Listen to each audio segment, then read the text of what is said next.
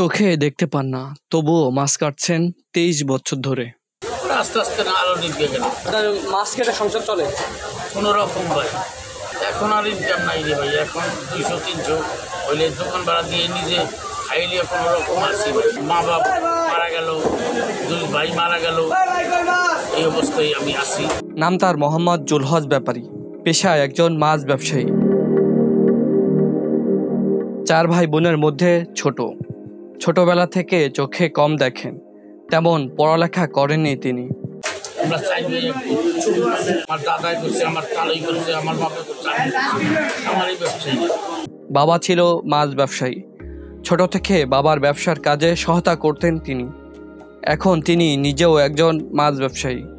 বিয়ে করেছেন, একটি মেয়েও ছিল তার। ছেলে মানে আছে, মেয়ে আছে। মেয়ে বিয়ে হয়েছে কিনা হচ্ছে, বউ চলে গেছে, ডিস্টার্ব হয়ে পড়ে। বউ চলে গেছে। জি। বিয়ের কয়েক বছর পরে একেবারেই অন্ধ হয়ে যান। এরপর নেমে আসে শোকের পাহাড়। তার স্ত্রী তাকে রেখে মেয়েকে নিয়ে চলে যান বাপের বাড়ি।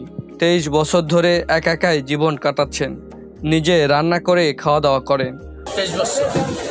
23 বছর। আর এই মাছ কাটছেন, এটা কয় বছর? 23 বছর। 23 বছর ধরে মাছ।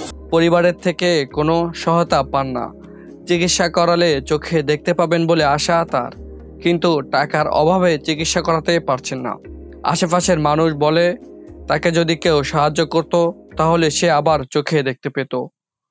এখন যদি ভালো ডাক্তার যদি চিকিৎসা, উন্নত মানের চিকিৎসা যদি করে, তাহলে দেখা যায় ওর একটা চান্স আছে। আল্লাহ জানি না কপালে কী আছে, কিন্তু ওই পরিবেশ যাইতে মানে ফ্যামিলিগতভাবে ওরা দেখায় নাই, আর ওইও মানে জিনিসটা নিয়ে খরচ করেনি।